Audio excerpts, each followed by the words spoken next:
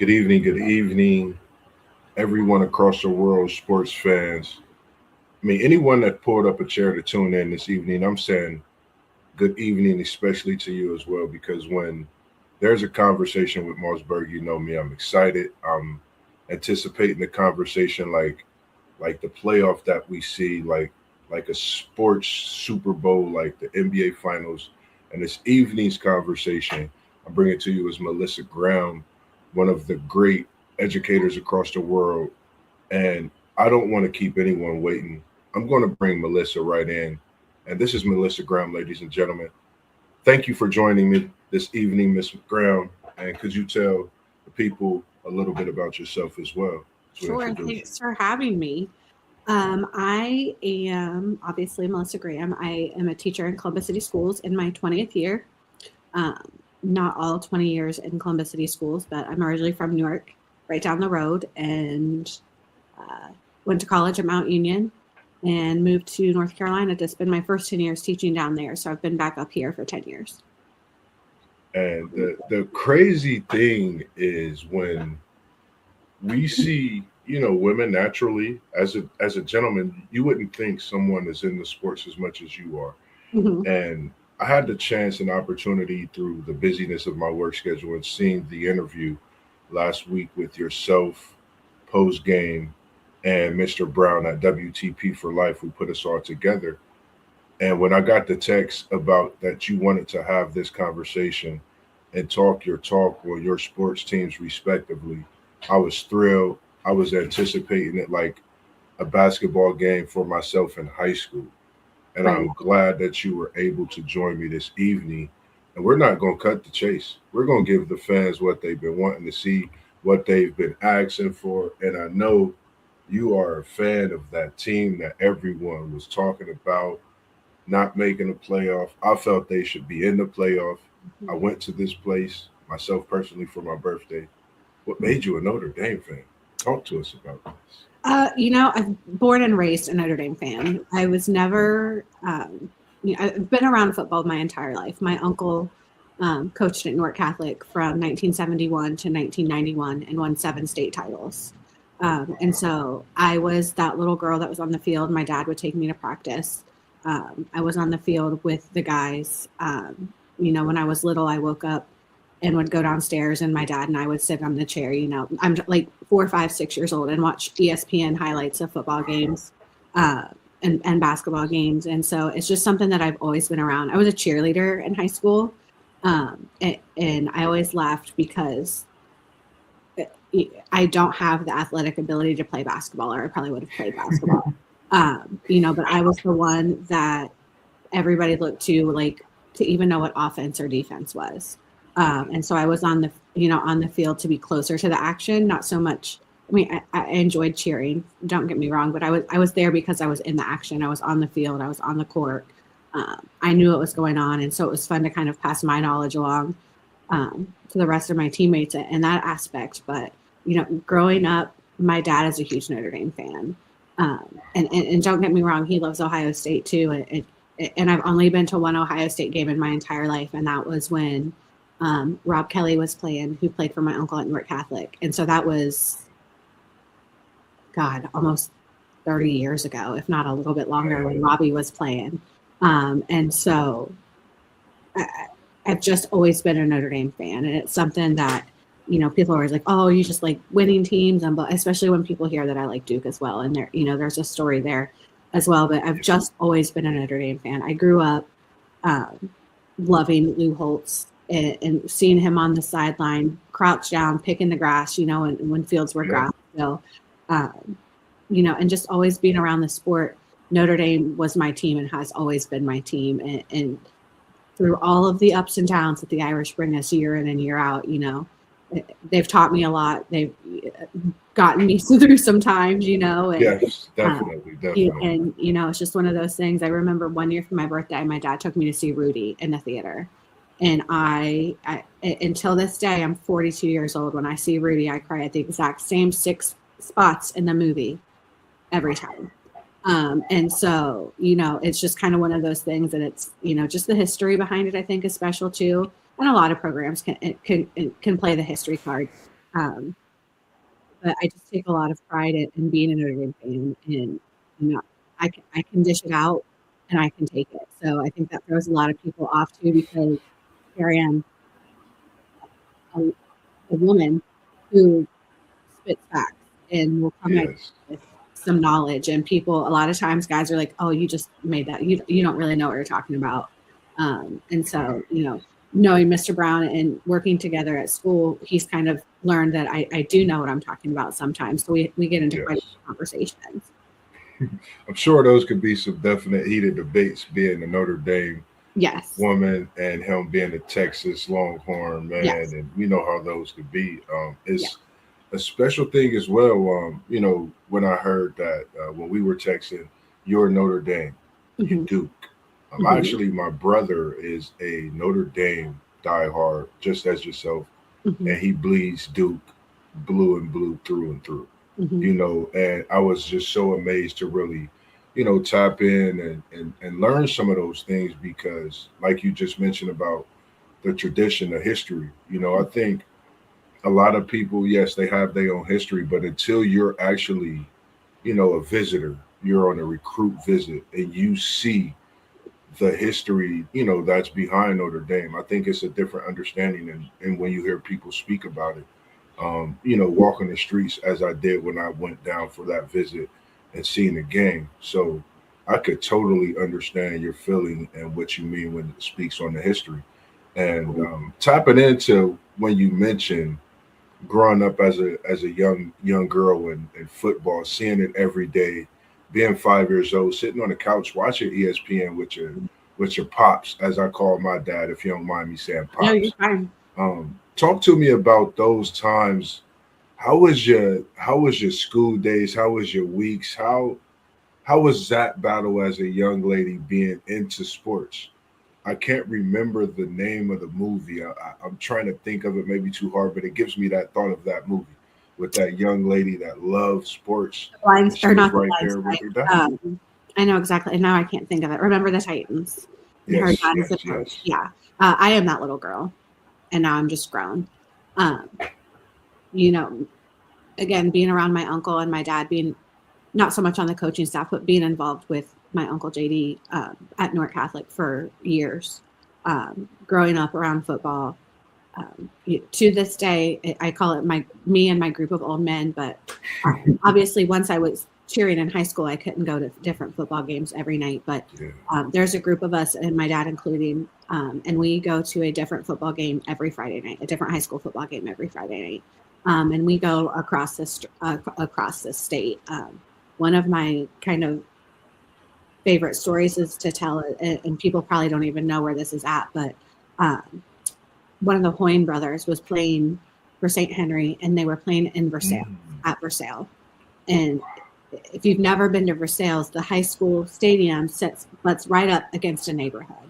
And so it, Wow. it's they're now D7, D6 schools, but at the time they were D6 schools. And it was standing room only, and we drove 2.5, 3 hours on a Friday after school to get to this game. And we couldn't get in the stadium. So we walked into somebody's backyard with the fence of the goalpost, standing there eating hot dog. Like it was like a Man. tailgate party. And I'm like,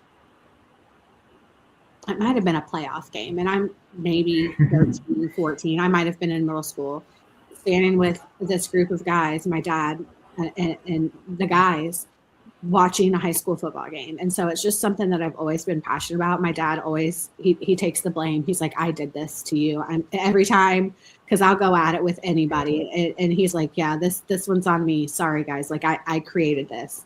And so I kind of always joke with them, like, hey, you did this, not me. I did not choose this life. You chose it for me. But it's That's just just, something that we've done, back when bowl games mattered and bowl games were bowl games, and everybody was still playing in them. New Year's Eve and New Year's Day, it was sun up to sundown, sitting on the couch, eating snacks all day, watching those New Year's Eve six and the New Year's Six games. And so it's just something that I've been really lucky to have my dad through. And and again, he always kind of laughs and he's like, I this is my fault, and he takes credit for it all the time, and we just kind of joke, but it's just something that it, in my field, trauma and stress is real, and I take a lot of that home with me, and so it's something that I can do to kind of decompress until I'm, all up in it and I'm screaming at the TV and things like that. There was one day I called my dad during a Notre Dame game. I want to say 63 times before half. Just play, scores, flat, and he just laughs because he also knows that if he doesn't answer, then I'm going to continue to call because now I'm mad. Like I wasn't mad, and now I'm mad because I needed to tell you how I was feeling about that situation, and I needed you to acknowledge it, but you're ignoring me, and so he's kind of created that monster as well. Wow, that's just amazing to hear. Like, when we think of sports, I think the one thing that we fail to realize is sports pertain to so many things, not in just life, but every day. You can wake up and see a highlight on TV. It can make you think about a time, like you said, with your dad being little and growing up, and it builds something special, And if it wasn't for sports, I think, it would be a whole totally different world. So, it's appreciative again to hear these stories in this conversation, and I appreciate you again. And well, another question it's I getting have, weird now because I'm old enough that players that I started watching way back when are now having children playing for teams, and it's just like I'm like, oh, ooh, that makes you feel a little something. But I'm just definitely, yeah, definitely a sports guy. Now, when we talk about your Notre Dame Fighting Irish, we know it made you a fan growing up with pops and uncle and just being that sports guy. Who's your all-time favorite football player from Notre Dame? This is a tough one. I would say I don't remember watching Jerome Bettis play. I mean, I'm sure I did. I don't recall it, but I mean, obviously, he's one of the greatest running backs to ever play at Notre Dame. I would say probably in a more modern era would have to be Brady Quinn. Brady and I are the same age. He graduated from Kaufman the year I graduated from Newark. And then another from that kind of class I really, really loved Tommy Zbikowski and Jeff Samardzija. And those were just, the three guys that were an epitome of Notre Dame to me. Would probably be my top three. And probably in the most recent era. I mean, there's a ton of guys that I love and will always, Jeremiah Love is obviously right up there this year as going to be one of the top running backs in the country this year, not even just at Notre Dame and ever. I remember going to a blue and gold game in the spring game and watching, I can't think of his name. It just left me that quick. It'll come to me. But he was a quarterback, and it was like, oh my God, I'm watching. And now he's our director of player operations. And so it's just one of those things that I'm just like, oh, and his kid's a walk-on the team now. So it's just really, Ron Paulus is who I'm thinking of. Yep, I was about to say, yep. I think that's what it was. Yeah, I thought it was a guy they had talked about when I went to the North Carolina State game, but it is Ron Paulus. You're right. Yeah. So, we've just had so many great guys go through the program, and I think that's something that also keeps me a Notre Dame fan. Is, we've lost some people to the portal, and we'll get some people to the portal, but in this day and age, who's not? But it's just, I feel like we're really a cleanly run program, and we have expectations, and that starts from the ground up. Totally agree. And when you mention the name Brady Quinn, Zbikowski, Jeff Samardzija, I think people forget about those three guys that played, years at Notre Dame was definitely, key players. I think would be, greats respectively when Notre Dame continue to build that shrine as they have been throughout the years. Kyle Rudolph, who played at Cincinnati Elder, and he's given a lot back to Cincinnati Elder in the past few years after his retirement with the Vikings. So, there's a pipeline, especially to the Cincinnati Catholic League schools, back to Terry Faust's days coaching in Cincinnati and then going to Notre Dame to coach. And so there's just a constant they understand Ohio high school football and try to get that pipeline from Ohio to Notre Dame. Definitely, I agree. They definitely do, and seems like they like that Kaufman school because I know they had a guy. I think his name was in Duzier that played at Notre Dame. Yep. I forget, and he played at Cincinnati. And I mean, I think that was a great talent for him to have so many years in the NFL. Who would have thought you go to Dublin Kaufman and this kid goes to Notre Dame? You know what I mean? So it's just a great thing to see a school like Notre Dame when they're coming in Columbus, Ohio, and they're picking kids in hand, recruiting them. See, bus, man, Notre Dame. I'm telling you, if you go down there for a visit, you will definitely love it. So I'm just saying, man, go visit that university. A lot of people probably forget that Lorenzo Styles committed to us and played for us for 2 years before he transferred back to Ohio State. And we were really close to getting Sonny too, but I think Sonny really wanted to follow in Dad's footsteps and go to Ohio State. And then Lorenzo kind of just didn't pan out for us at a wide receiver position. And I don't think really wanted to play defense for us. And so, he opted to transfer. So.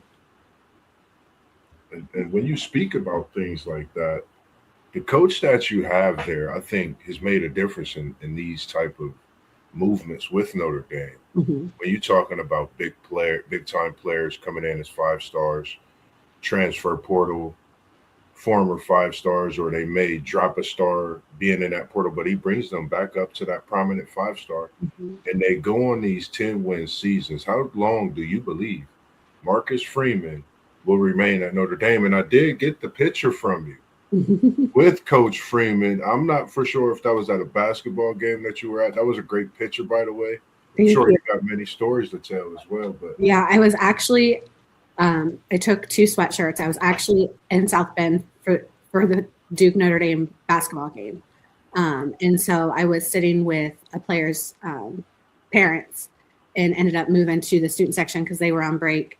And Coach Freeman was there. And so I pulled out my Notre Dame sweatshirt, did an outfit change. And it was funny because I walk over and, there's Duke fans sitting beside him on the sideline. And I'm like, Coach. And they were like, you just changed your sweatshirt. I said, I'm not stupid. Like, I'm not going to have a conversation with him. And they were like, that's hilarious. Because I had, obviously from Notre Dame football, going to Notre Dame football games, I had my stadium bag. And so it's Notre Dame football stadium bag. Because when I'm in Durham and I'm at Cameron, I just take in my little belt bag. I don't need a big bag. I'm not carrying blankets. I'm not carrying, you know what I mean? And things like that for football. And so it was hilarious. And he was the sweetest guy. Took a picture. At that time, one of my friend's sons was being recruited by Notre Dame. And so I kind of name dropped him a little bit, and he ended up signing with NC State. But it was just, I have no fear when it comes to things like that. I was there by myself. I mean, I go to Notre Dame football games by myself. I get up in the morning, I drive, I go to the game, I drive home. And so, it was that's how I got my picture with Marcus. Appreciate it. Kind of back to the question as far as how long I think Marcus will be there. I am not a Brian Kelly fan. I wasn't a Brian Kelly fan when he was there for 10 years. He set us up for success, unfortunately. And chose to for greener pastures and that dollar sign, which we see where that led him. But he did have some 10-win seasons, and he brought Freeman on as an assistant coach and as his defensive coordinator. And I think Coach Freeman learned a lot about building a program. BK was not known for that. The boosters did not like BK, but BK won 10 games a year and got us. He got us to our first BCS game. He got us into our first championship game. Big game Brian is big game Brian. Like, he never won that big game. Coach Freeman hasn't there yet, but he's gotten us a lot closer. We weren't getting blown out. People forget, like, we're just 1 year out of being in the national championship game. And to get there, we had to win 3 major bowl games. We played Penn State, Georgia, and Indiana. Who knew Indiana was going to be what they were with Coach Sig there right now? But I think what, and the word Marcus is wanted by everybody. Who wouldn't want a young coach who is a motivator and a player's coach who wants to see his kids grow? There's a series on Peacock that they did in NBC Sports called Here Come the Irish. And there's clips on there just this year at the beginning of the season when a lot of people don't realize how close the quarterback race was between CJ Carr and Kenny Minchie. A lot of people, and we lost Steve Angeli to the transfer portal to Syracuse, but a lot of people forget how crucial Steve Angeli was to get us to that Ohio State championship game last year. He saved our season when Riley went down. But there's clips of Coach Freeman talking to Kenny Minchie and letting him know, we're going with CJ. You're going to be our backup, but I want you to know it was close, and I want you to know that I love you and I respect you, and your hard work is going to eat, and I understand you're biding your time. And Kenny is 20. He's been there. He's backed up Sam Hartman. He's backed up Riley Leonard, and he was playing behind Steve Angeli last year too. So he's bought time, and he's bought into the program, and he wanted to be a Notre Dame quarterback. A lot of kids would have transferred out after that first year of having to back out, back up and play behind a quarterback that we brought in the portal. But he hung around, and Kenny leaves. They dap it up, hug each other, and Kenny leaves, and Marcus just plops down on the couch in his office, and you can just see the emotion that he had, that he just had to break that kid's heart and ruin that kid's dream. And like, he took it personally too. And then, the next scene is him letting CJ Carr know that, you're QB1. And CJ's reaction is, how did Kenny take the news? Does Kenny know yet? And Marcus is like, yeah, and it's just the culture that is the difference, I think, from Brian Kelly era, those 10-win seasons, to Coach Freeman's 10-win era seasons.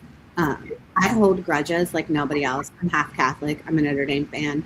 I'm still pissed about losing to Northern Illinois, and that was 2 years ago at this point. We went 0-2 to begin the year, and I didn't step foot on campus this year because I was mad. Hold on. I don't mean to cut you off. You said you're a season ticket holder and you didn't step foot on campus. I do not have season tickets. No, but I go to 90% of the home games. But I did not step foot on campus this year because I was so frustrated at the effort on those first two games. And I knew if I saw our defensive coordinator in person, I'd probably end up in jail because I was going after him. I was mad. But Marcus took and a lot of people forget too, like 18 to 22-year-olds now are not the 18 to 22-year-olds from 20 years ago, from 10 years ago. Lou Holtz could rip a kid apart and be praised for it, and the kid would respect him, change his attitude, turn it around, play how he was meant to be played. And now, in the season of participation trophies, and you made me sad, and I'm pouting, and I can leave and go make money elsewhere. It's hard. I have a friend who was a high school coach in North Carolina. He's in his 36th year. He retired. They rehired him to fill in for a position that for the coach that took his place, left unexpectedly.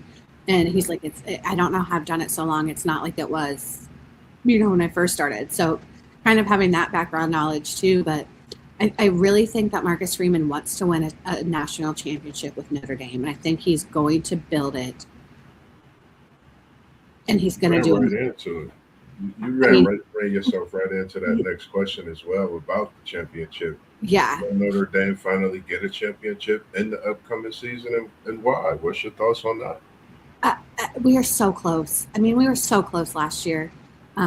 We had Jeremiah Love that was at 60%, and without him sacrificing his entire body on that 4th and 1 at the goal line, on that, we were on the 3rd or 4th yard line to get that first down.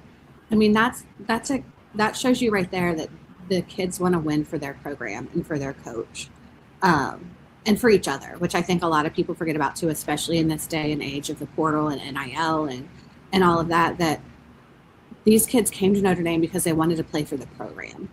they wanted to play for the golden helmet. They wanted to play for the blue and gold and the gold pants, and they want to play for touchdown Jesus, and they want to play for the fourth quarter, 1812 overture that gets played between the third and fourth quarter. Like, they are there for that. They want to sing second at the Navy game, because if you're singing first, you lost.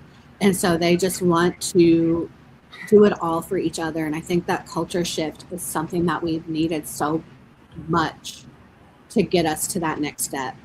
So many people are arguing, oh, you guys have a cupcake schedule. And blah. Listen, we're not playing 6 or 8 MAC teams before we play our conference schedule. And we can talk about conferences if you want, but that's a whole different. So we'll bring you back for another conversation. Whole different situation, in my opinion. Especially now with NIL and portal and the way bowls are working. But I think within the next 3 to 5 years, we're getting it. We've seen kind of what has happened to those big time superstar programs. All the Alabama fans are, oh, now when, in Auburn, oh, you can play players now. And so it's not just Alabama. And we know y'all were doing it before, and now other people are getting to do it. And so it's kind of evening out the playing field. And so, we're seeing teams like Indiana who all of a sudden, Kurt Signetti, not one of my favorites. I think he's kind of a jerk. He comes off like that, and that's just my opinion. But he can coach, and he's coaching 2 and 3 and 4 stars to get the most out of his kids. And look where he's at right now. Yep. We got comments coming in. We appreciate you coming in. We have One Take Zay in the building. Millie Graham been going hard in the trenches. Salute. That's because appreciate you joining. Nice to me. I'll cut him tomorrow. And we appreciate official Doe coming in. Appreciate you all tuning in this evening as well. As we are coming up, we got more talk to go. This is only getting started when it comes to the conversation this evening. Like I told you, we're gonna go in depth. We tapping into a lot of different teams of your sports, but also we're gonna go in depth with a lot more of the conversations within itself, as you see this year in the 2026 season. And I wholeheartedly agree with if not everything you were saying, like to the T, because when you speak of Notre Dame and Brian Kelly and Freeman, the one thing you mentioned is just the different standards. I think they both done a great job. I think when you make that hire, as we've, like, for example, I know it's early, but when we see a Nick Saban, and then you see a Kalen DeBoer come in, people can say what they want. It's, Brian Kelly was who Brian Kelly was at that time. Right. He was the great coach on top. Right. That's who and now bringing Freeman in and seeing what Freeman is doing, he's elevating this program. Absolutely. Like you said, Notre Dame, right there in the national championship. I say, heck, a play away from winning the national championship in regards to so many ways in that game. And then you could say this year they got snubbed. And as we see the playoff, if we would have had Notre Dame in this playoff, I think we'd be looking at a whole total different Final Four. I think Jeremiah Love, what he brought to the college football world, I think was unexpected to some for Notre Dame. They was waiting for him to do what he do because they knew what they had in Jeremiah Love. And that's why he does his thing with his heart. And if, like you said, the experience of being a fan, being there, you have to go see Touchdown Jesus. You have to see the Golden Dome. You have to be there to believe it. And for myself, I was able and I was fortunate enough, man, thanks to my brother on my birthday weekend this past year to be able to experience that. And it's one Player Watch is one of my favorites. Yeah, it's it made it all. They think I'm a Notre Dame fan here in the podcast group just because of how I speak on it. But it really is that, that beautiful. I would definitely say, man, if you're a kid out there looking for a college to go to, man, you definitely have to take that visit if they offer you that visit. And we have WTP for Life joining us as well. And he said, do you think Freeman will be a lifer at Notre Dame, and end his career there? I wish. We're not going to be that lucky. I think we're going to get to hold on to him until we get that championship. But I also am not sure that he will leave for the NFL. Notre Dame is a top tier program. He's from Dayton. He played at Huber Heights Wayne. He went to Ohio State. I think if that Ohio State job pops open and his name is thrown in the hat, I think he's gone. And I can't fault him for that. It's his program. That's where he went through, and he, and I can't fault him for that at all. And I think that's respectable that he's, turning down the money from the NFL right now. But I'm not going to lie, Notre Dame dropped the money too. We got the donors. We got the money. Anything that he was offered was matched and met or above. I promise that, because they believe so deeply in what he's doing at Notre Dame right now. And so, unfortunately, I don't think he's going to be a lifer. I don't think he's going to end his career there. I would love for it to happen. He's one of the youngest coaches in the country still. I mean, I think him and Matt Campbell are just a couple of years apart. And I went to Mount Union with Matt Campbell and Nick Sirianni and Jason Candle, who's now at Toledo. And so I watched them play football at Mount Union. We were in anatomy and physiology together. So it's funny to see people like that be so successful as, they're only a few years older than I am. And I think Coach Freeman is younger than I am. I think he's only 39. And so he's just in his prime right now. And is only going to continue to do better. There aren't bigger programs in Notre Dame right now to coach. Ohio State, sure. Bama, sure. But unless you're Nick Saban, you know what I mean? Like, Nick Saban has taken Alabama, and he should have. It was a dynasty, and he deserves that. And he deserves to be known as Alabama. Maybe Urban Meyer at Florida for what he did, but you got to think of Bobby Bowden at Florida State. Like, people still think of him when you think of Florida State. Just I think that's kind of an issue that we're seeing right now is all of the old souls are done. They're tired, and they should be, you know what I mean? Like, they've given it their all for so many years, and there's really nobody in the ranks to come up. So it's time. It's going to be a rough few years, I think, because we've got to give some of these coordinators and younger guys opportunities to coach in big time programs. I think Coach Freeman has done a good job of his staff. Like I said earlier, it took me a while to warm up to Chris Ash as our defensive coordinator after having Al Golden. We had the best defense in the country for 2 years under Al Golden, but then having Mike Denbrock as well coming back to us as a knowledgeable offensive coordinator. A lot of people don't know about our special teams coordinator, but our special teams are top 5 in the country, with the exception of our kicker. God bless. We just need a kicker. But we're not the only one that needs a kicker. But just yards after, we've got a solid staff, and we've got great assistant coaches. Mike Mickens is our DB coach. We just promoted Al Washington to our D-line coach, where he played at Ohio State. And was it D-line?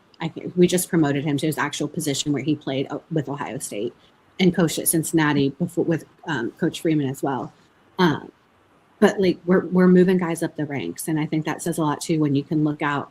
I mean, the college playoff right now has all 4 coaches that coached with Nick Saban at Alabama in some way or another. And so I feel like that's kind of what Marcus wants his legacy to be, is to create those coaches that live up to his potential and kind of take that Notre Dame legacy with them. Kind of what Cignetti's doing right now at Indiana. He learned that, he learned from the best, unfortunately, at Nick Saban. And a lot of people, I think, are kind of shocked that, oh crap, the 4 college coaches in the CFP all coached for him.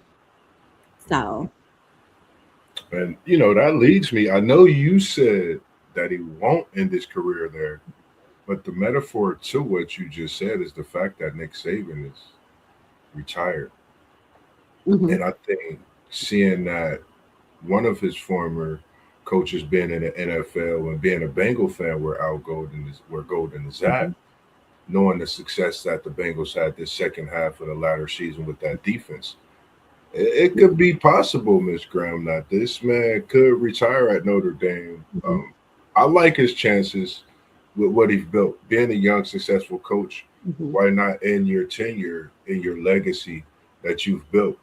And you'll be talked about as in the ranks of a Nick Saban, Right. the Right. likes of other coaches, even. And I think with you're talking about someone that's born, raised right here in the heart. And I think that's something a lot of people forget. He's born right here in the heart, and he's at a prominent traditional Hmm. place in South Bend, Indiana, doing what he does and what he loves. I think it's only right that he leave his legacy right there where he planted it here and took it and carried it those miles over, and he'll still have that, access. And I don't know. That's just my opinion. Yeah, that's why I think But the only possibility of him jumping it would be if Ohio State opens up. I yeah, don't think it'll be for an NFL position. I think it would be for Ohio State. definitely, I agree. And now, not one thing a lot of people don't know is we talked about a little bit through the phone and before we got on is that you're a Duke Blue Devil. You told the people a little, but you are a sports guy. You like the Notre Dame Fighting Irish on one side. That's the football. And then you're a Duke Blue Devil on the basketball side. And talk to me about Duke and all the Dookie hoopla, the Cameron crazies.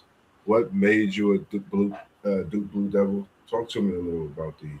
Well, I became a Duke Blue Devil fan because, like any other little girl watching Sports Center or a game with their dad, um, at the time Bobby Hurley was playing, um, and I thought he was cute. I was like 7, 8, maybe a little bit younger, and so I became a Duke fan Wow. because of Bobby Hurley being cute. Little did I know I would be where I'm at right now as far as um, going through it with them all. Chris Yeah. Collins hurt his ankle during the North Carolina game his senior year. I was 8 or 9, and I walked around with a limp because and I told everybody I was having sympathy pains.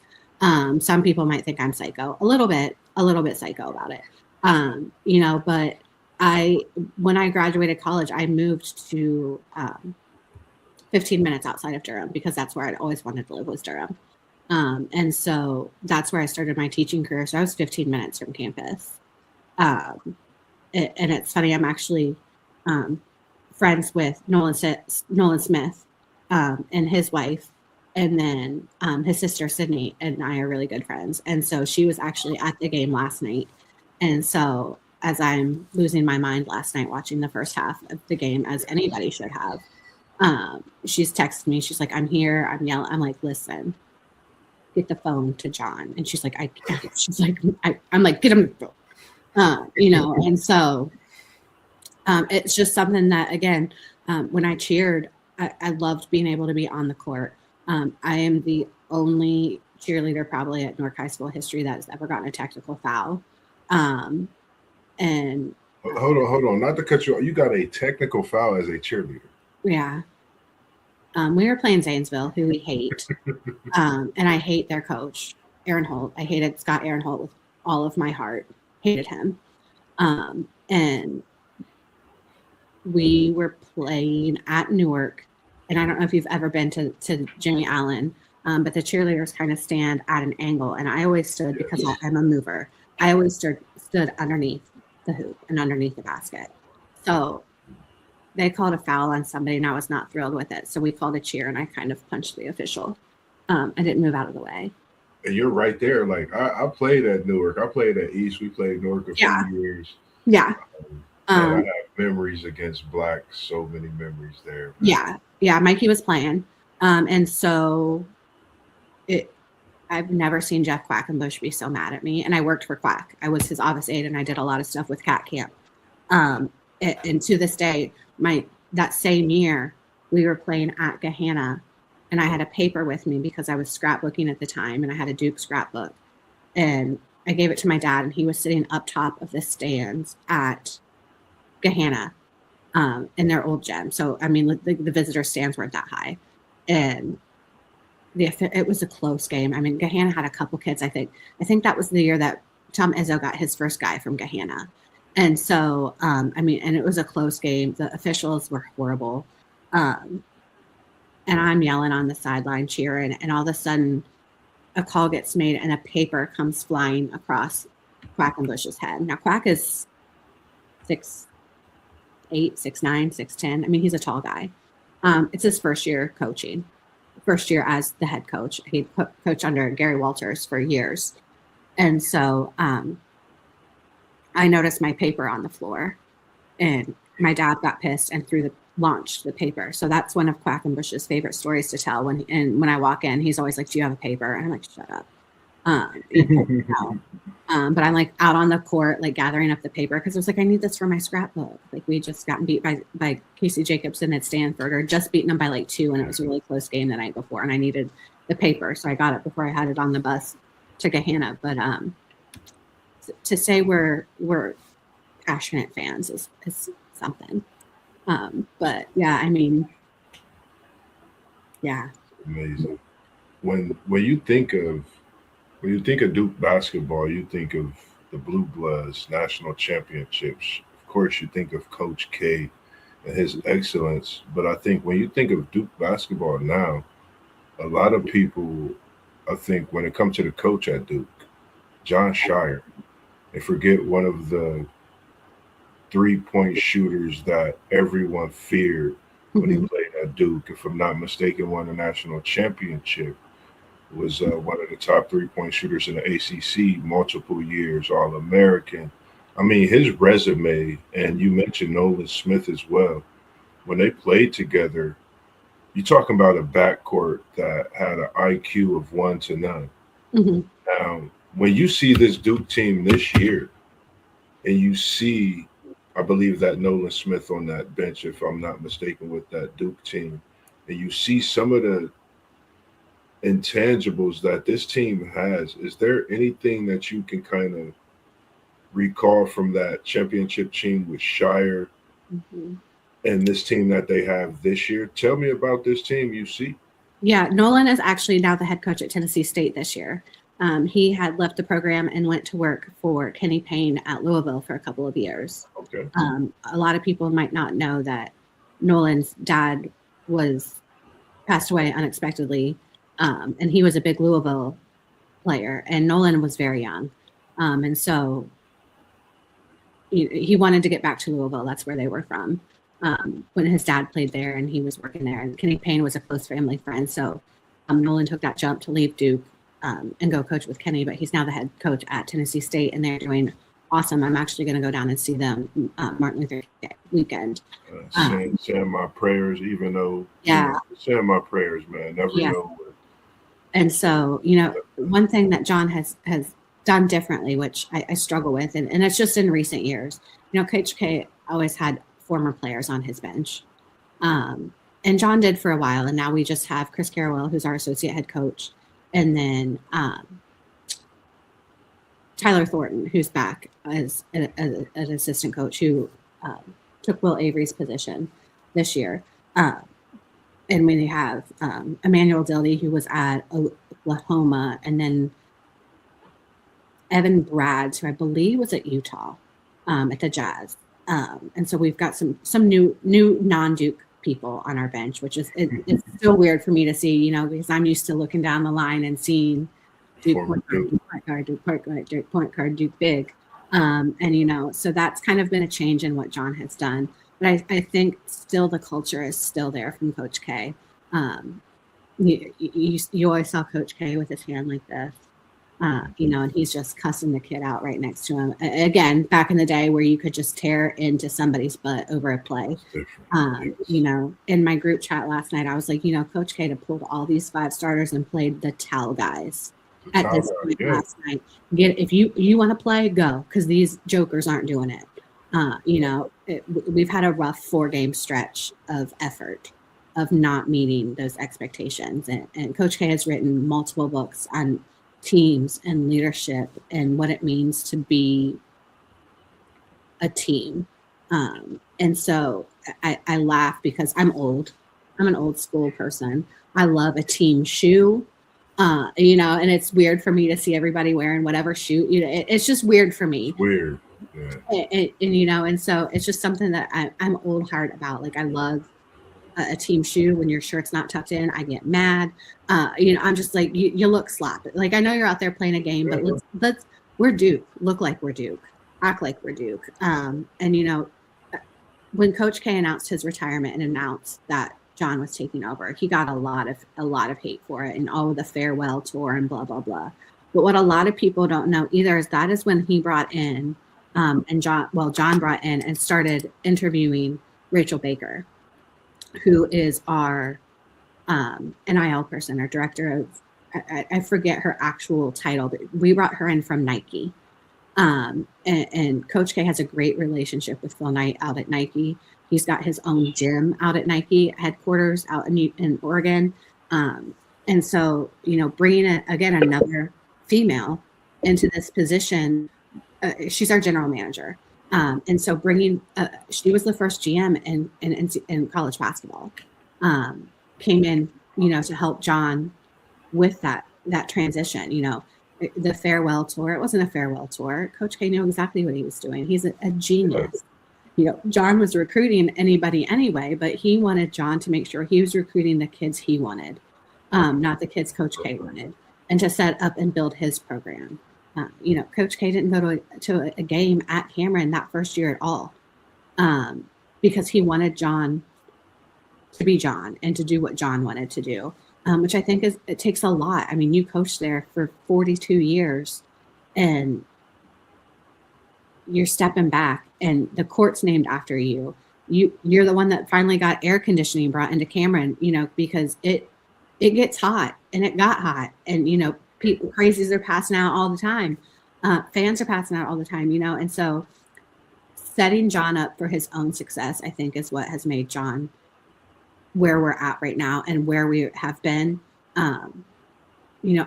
Recruiting is still insane. I think we got so lucky last year to be able to witness those 5 starters every game. Kaman Malawach, Sion James, who was a senior transfer in to bring in that leadership from Tulane that nobody really knew about. And here's, this big bruiser that is playing for the Charlotte Hornets right now, and no one in a million years would have thought that Sion James was going to start at an NBA level or even get NBA minutes. Blessed to have Cooper Flagg and Con Knipple and who did I miss? Bill Foster, who had the game of his life in the second half last night, and had a tough season because he got replaced by Tyrese Proctor, our Australian player, that, as a starter. Tyrese ended up starting a majority of the year because Caleb just was struggling so bad. And Tyrese, came in and took that on, and Caleb was great off the bench. And so I think we got really spoiled with that team last year. They lost 4 games all year. And the way they played together was just so special. It reminded me a ton of that 2001 team with Carlos Boozer, with Mike Dunleavy, with Chris Carrawell, and just amazing. And Shane Battier. Oh my God, how can you forget Shane Battier? Just greatness all around, and just the joy of playing together, and everything was so natural. That's what Coach K teams were. And again, I've mentioned it before, like these 18 to 22-year-olds aren't Carlos Boozer or Shane Battier back in the early 2000s. It's not Bobby Hurley. It's not Chris Carrawell. It's not Steve Wojciechowski, who's slapping that floor and playing with a bloody nose the entire game. You know what I mean? Like, times have changed, and to get the most out of these 18 to 22-year-old kids on a daily basis is hard. And as Notre Dame fans and as Duke fans, we have high expectations. And you get those fair weather fans, like, oh, I just like Duke because you've got Cam Boozer on the team this year. Last year, you've had Coop, or RJ and Zion when they were there. playing together, or Paolo, just the past 5 years recruiting has, not that it ever lacked, but has just been on absolute fire.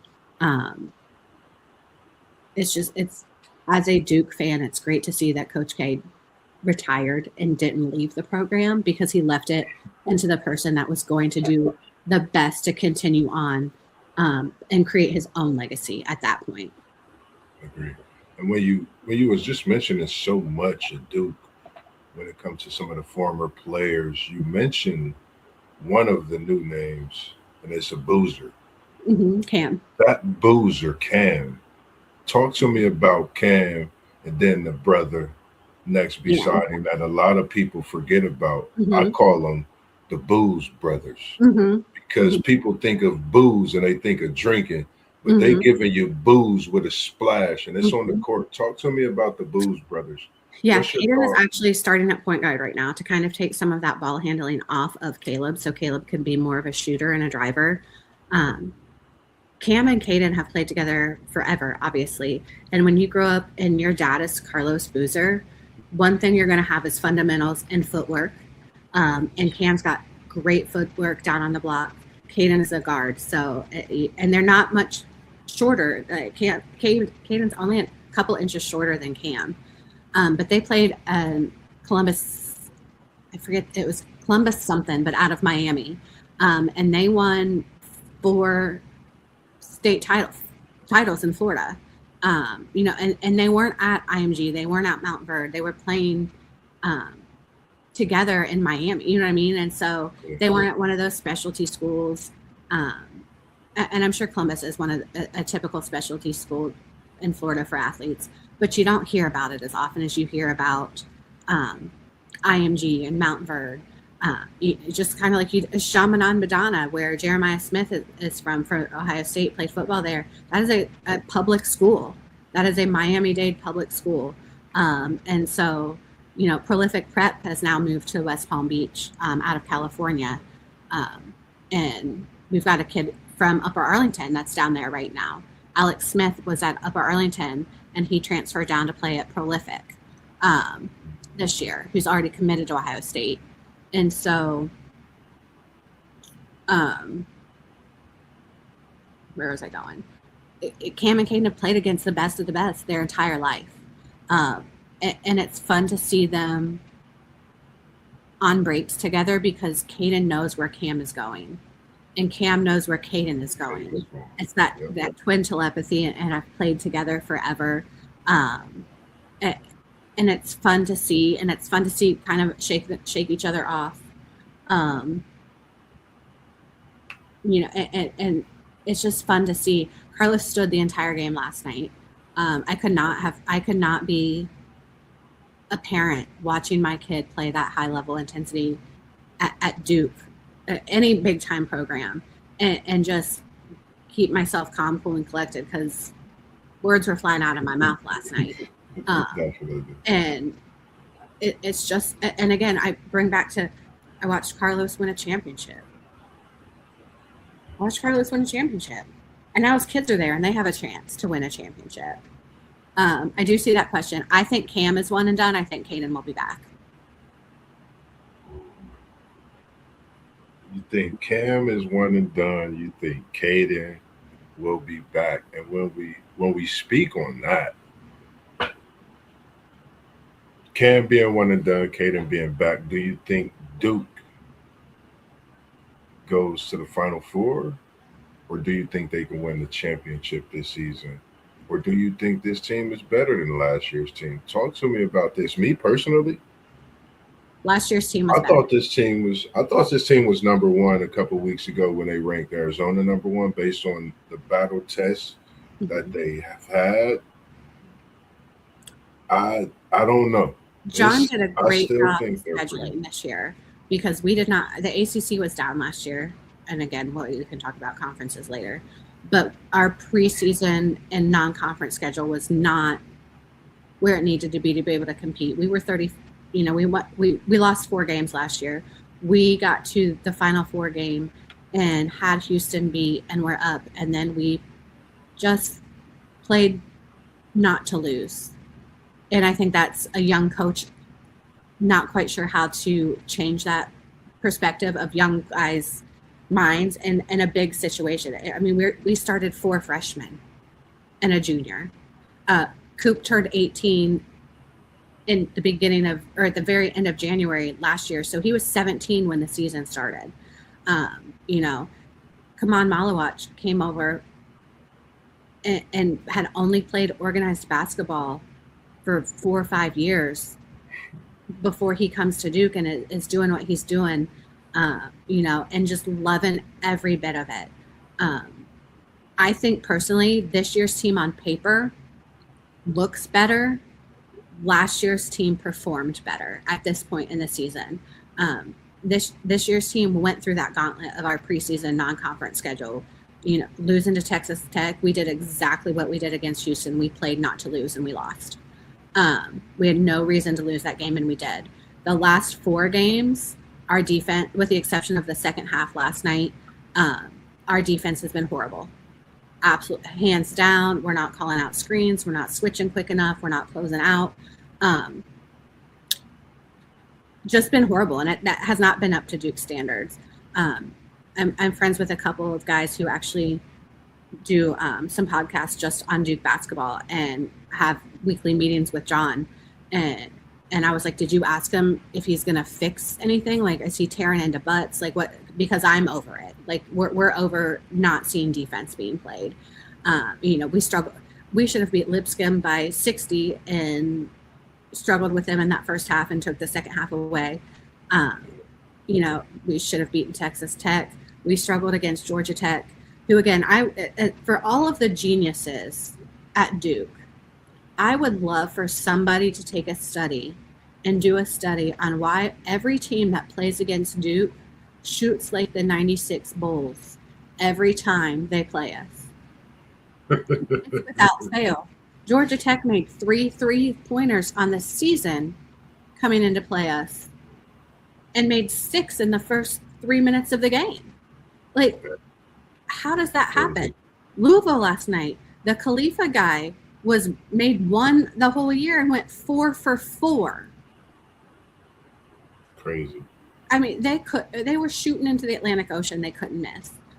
You know, our defense wasn't helping. I laughed because my nephew plays middle school basketball, and his team got beat 8-48. And I was like, I promise you that 8-point loss, they played better defense. They had to have played better defense than what I saw Duke playing last night. Like, it was just, it's just ridiculous. But we have such a high expectation. And I'm really bad at, because they're my boys, they're my babies. If you ask Mr. Brown, if you ask Isaiah, I talk about them like they're my own. And so I get mad like a parent would, I feel like, at times. And so it's just one of those situations where last year's team was better. This year's team should be better based on paper and stats. And I think we made a turn to that last night. I think we finally got our heads out of our butts and realized just because we're Duke, people aren't going to back away from us. And again, we're starting another young team. And, you know, having Caleb Foster's leadership, Malik Brown has been a godsend transfer from Syracuse for the past 2 years. You know, and it's just, we still just have a lot of young guys on our team. Our guys last year, we started 4 freshmen, but they didn't play like freshmen. We've got some freshmen playing like freshmen right now. And we even have Isaiah Evans. God bless him. I love you, Slim, but sometimes I just need you to not just chuck it up because you think you can.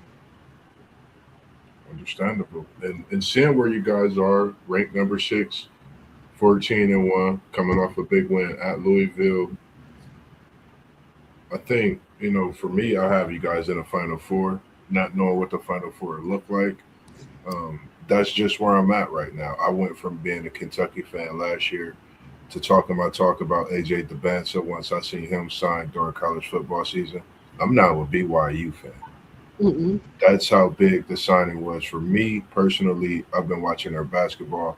I haven't really done, you know, a lot of research on their history, but I'm gonna do that myself this year just to get a little more in tune to BYU basketball, because it takes a lot for you to be the number 1 overall recruit and come to a school like BYU instead of others. So, and I think that had a piece with their new coach, coming from a professional team. And I believe their coach had a lot of success working with bigs. And you don't get that a lot in college basketball anymore. A lot of coaches that were a big are able to work with bigs. There are a lot of point guards, a lot of forwards, but you don't get a lot of guys that are able to coach bigs and truly coach bigs up, which is typically why you have an assistant who might have been a big. Or, at one point in time, Chris Collins and Steve Wojciechowski were coaching the bigs at Duke. They were two the best point guards at Duke and Duke history, and they're got football pads out, the big tackling pads, and are trying to get the ball at practice, slamming them into the bigs and things like that to try to coach them up and simulate what it's like down amongst the trees, if you will. Yeah, definitely. And just a quick thought. I know we spoke on Notre Dame. I know we spoke on Duke basketball. Before we get out of here, we haven't went into what other questions I know that's changed sports. What's your thoughts on that? NIL, one of the biggest things I think has changed a lot in sports, both sides, basketball, football, tremendously, I feel. Just give us your thoughts on NIL. I like team shoes. I think that kind of sums it up. I'm old school. You're getting a free college education. And I understand you're entertaining us, and I understand that people are exploiting you, and I think there should be some level of reimbursement.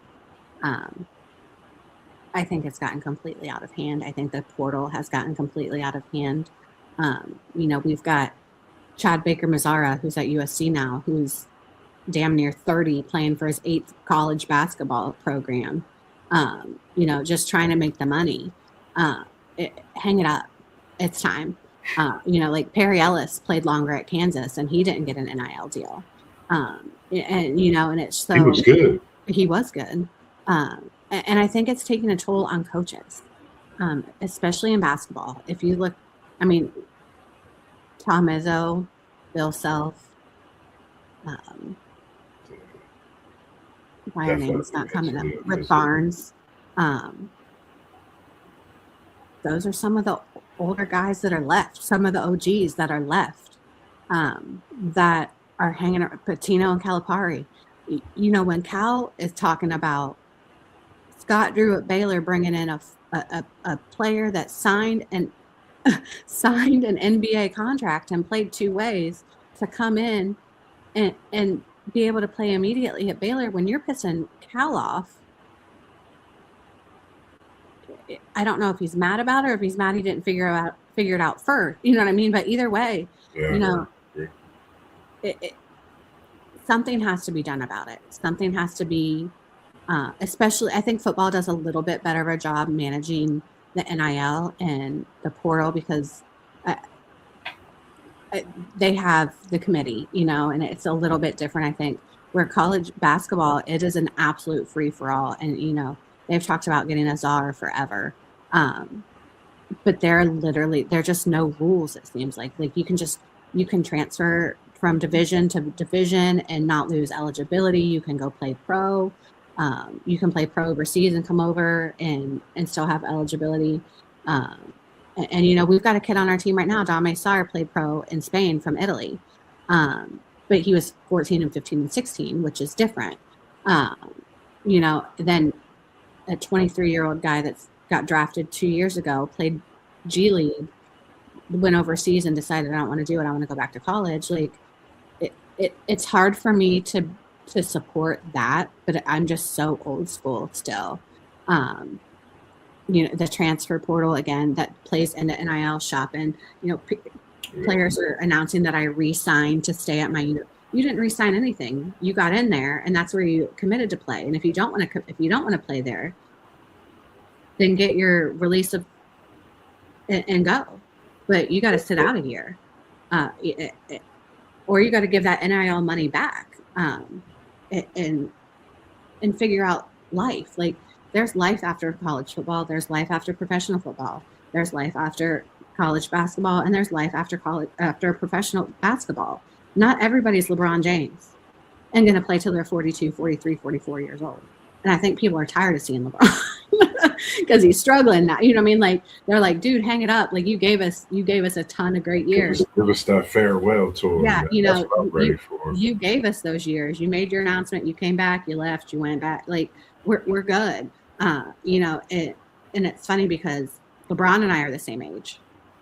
And when ESPN put him on that cover first, when Jay Billis and them came to do their first game, televised game, I was in Durham at Duke, at a basketball game, going to the Duke Virginia game, and up here you could not find the ESPN magazines with him on it, and so we went into the Barnes and Noble down there and bought them all because you couldn't find them up here. And you know, people are like, why are you buying that ESPN magazine? And we're like, this guy's name's LeBron. He's gonna be the next, like he's it. And people are like, oh, no, we've never heard of him, blah, blah, blah. And then boom, and people, you know, and it's like. Told you so. Yeah, it's like, you know, but it just, I think there definitely need to be some more stipulations, some more limits, definitely some more control from a committee, a person. I mean, we all know that NCAA is all about one thing and one thing only, and it's money. And unfortunately, that is where we're at right now, and it's hurting kids, and it's hurting some kids, and some kids are not hurting from it. But I mean, look at Cooper Flagg. He just turned 19, and he's got all this money from the Mavs. And what are you doing with it?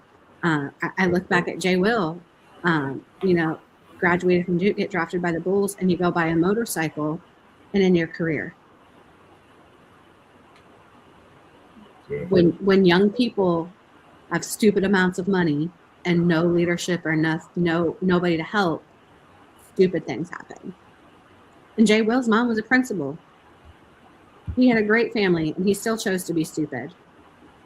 And he'll tell you about it till this day. He's like, I was stupid. I made a dumb choice, and I ruined my career, and I don't ever get to do what I wanted to do. You know what I mean? So it's just kind of that situation that it needs to be regulated more so. At the NCAA for sure. I totally agree with you on that.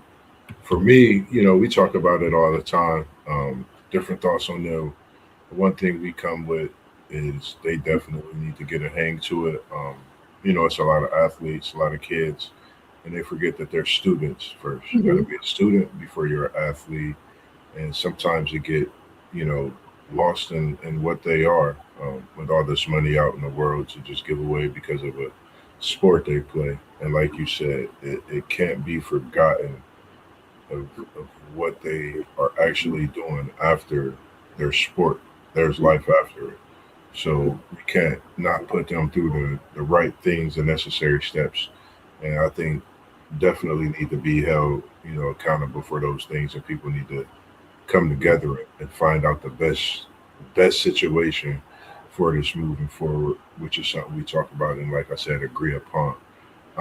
At this point, that was all the questions that I have for you for this evening. I greatly appreciate you taking the time out your evening. I know you got to be up and be that great educator that you are, and I do want to make sure you get your amount of rest that you need. I'm up way past my bedtime.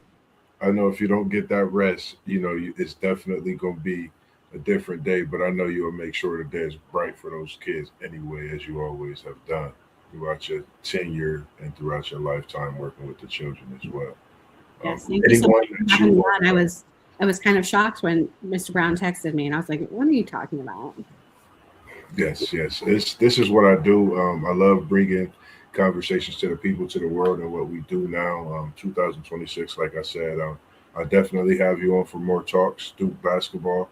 We have our college basketball shows as well, for more in-depth talk and analysis about what we do on those days. Also, other than that, is there anyone that you would like to thank, as I always do, during this time that you were, you know, brought into the world to be able to just do what you do? Anyone over your time that you would like to thank, that anyone may be able to watch or get back and say thank you for what you've done for me throughout my life, or anything at all? I mean, my dad is my biggest supporter, my best friend, but he listen, we don't do technology with him because then I have to go fix things. Oh, you can still tell him live. He knows. He's actually at a high school basketball game tonight. He's at Notre Catholic in Mount Vernon, and then he's going to Pitt Central and Reynoldsburg tomorrow. So, yeah, the banger, as we're gonna call it. We call those bangers. He's on bangers on top of bangers. So, definitely it'll be with him in one of those times, man. Yeah. But nah, like I said, man, it's great having you, and can't wait to have you on for more talks when we're talking about the Blue Devils in basketball, as well as our coming 2026 preview. We're going to put you together with post game and have you on for one of those, and then have you both respectively, separately, to have your talks as well on what you think about the football season coming up as well. Other than that, that was my show for the evening. Ladies and gentlemen, make sure you subscribe to all the channels you see at the bottom. We have at WTP for Life. We have SEC Sean. We have Postgame 86. We have City League TV. That is on Facebook as well. Our WTP Sports Dudes Facebook page. Also, you can tap into that. If you go under the group section, look up WTP Sports Dudes. You'll see our group name, and you can follow that. And feel free to post and have some thoughts in there, even if you want to say something to us for us to come out and talk about on the show. If you don't want to talk about it live, if it's something that we need to talk about for you, that's okay with us. Make sure you follow MossBurgh Podcast as well. Got One Take Zaya also, and myself, MossBurgh, Level Up Sports 10. Make sure you reach out through email, text, and I'm on IG and Twitter as well. X, formerly known as Twitter as well. You see my email, you see my number. If you want to have a conversation with MossBurgh, feel free to reach out. I'm your guy to bring that one of a kind, in-depth conversation as well. So with those things being said, as T1 say, we was in the building and we out. We throw up the peace signs here, Ms. Graham. So if you could tell the people peace, we appreciate it, man. Love and hair grease, man. And until next time, we'll be live tomorrow and the day after, so stay tuned in. 7:45 p.m. tomorrow evening. Thanks a lot. Peace.